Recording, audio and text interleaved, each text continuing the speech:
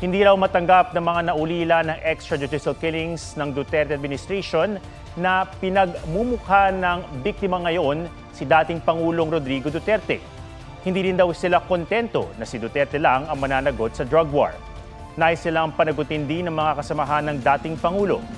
Sa panayam naman ng Super Radyo DZBB, sinabi ni Attorney Cristina Conti, ICC Assistant to Counsel, na nakatitiyak daw siyang may 3 pangalan sa dokumento ng ICC.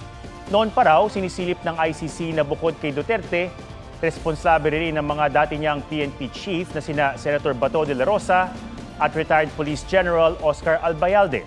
Si de la Rosa sinabing handa siyang magpaaresto kung isyohan din siya ng arrest warrant ng ICC.